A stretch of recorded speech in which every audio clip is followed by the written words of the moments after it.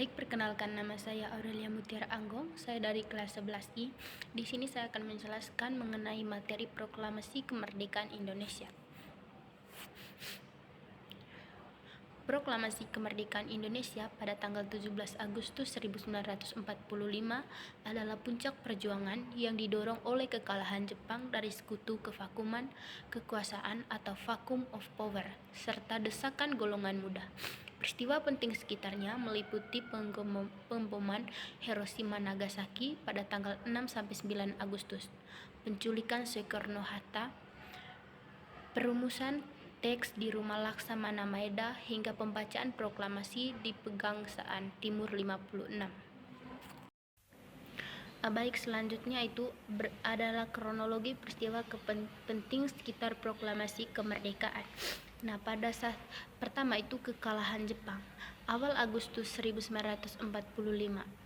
6 Agustus 1945 bom atom pertama dijatuhkan di Hiroshima. Yang kedua itu 7 Agustus 1945 BPU PKI dibubarkan dan dibentuk Panitia Persiapan Kemerdekaan Indonesia atau PPKI.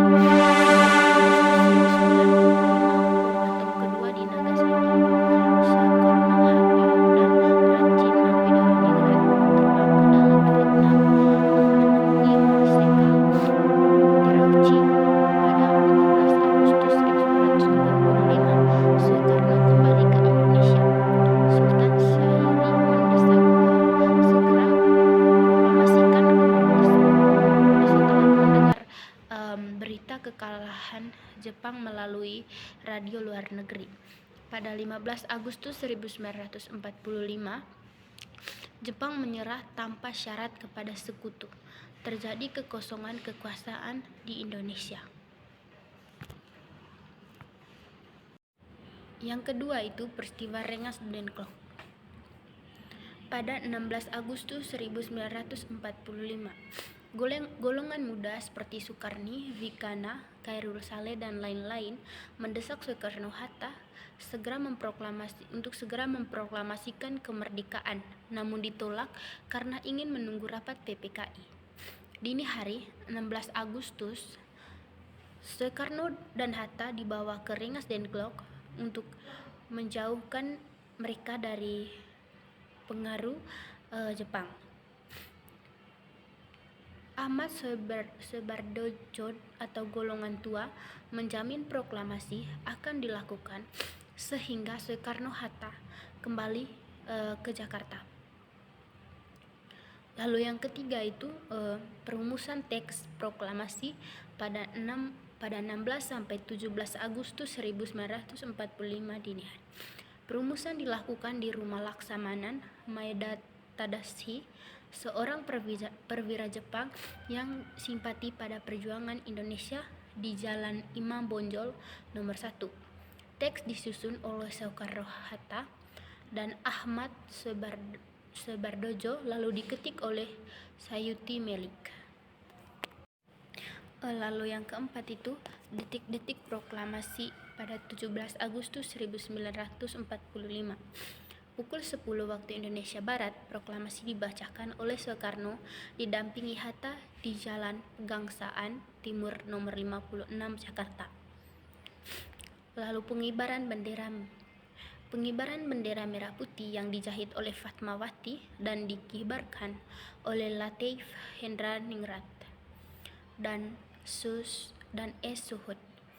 Yang kelima itu pasca proklamasi pada 18 Agustus 1945 PPKI menggelar sidang yang menegaskan Undang-Undang Dasar 1945 serta memilih Soekarno sebagai presiden dan Muhammad Hatta sebagai wakil presiden Republik Indonesia.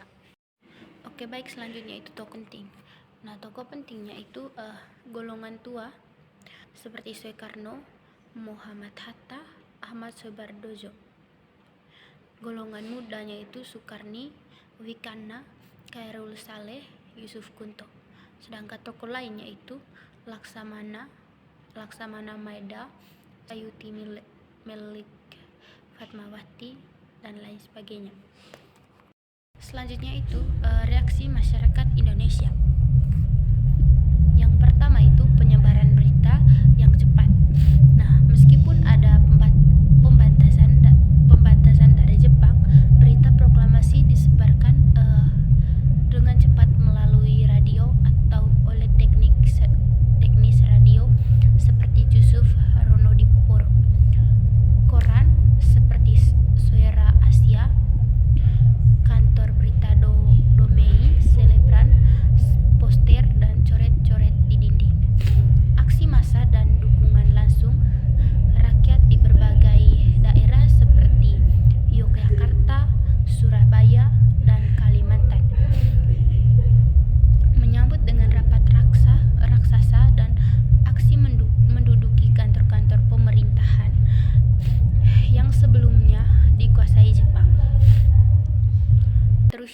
itu insiden bendera dan pengambil alihan senjata.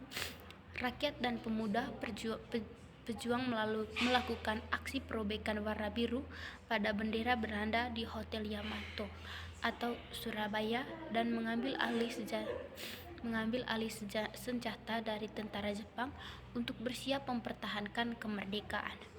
Yang ketiga itu dukungan raja-raja daerah. Dukungan penting datang dari raja-raja daerah, termasuk Sri Sultan Wono dari Yogyakarta yang menyatakan bahwa Yogyakarta adalah bagian dari Republik Indonesia. Lalu selanjutnya itu pembentukan Laskar Perjuangan. Pemuda membentuk berbagai organisasi dan laskar seperti komite FAN, aksi yang dibentuk Sukarni dan Adam Malik untuk mendukung pemerintah baru dan menyebarluaskan berita proklamasi. Selanjutnya itu Rapat Raksasa Lapangan IKADA. Pada 19 September 1945, ribuan rakyat berkumpul di lapangan IKADA atau Jakarta untuk mendengarkan pidato Soekarno, menunjukkan dukungan nyata terhadap pemerintah.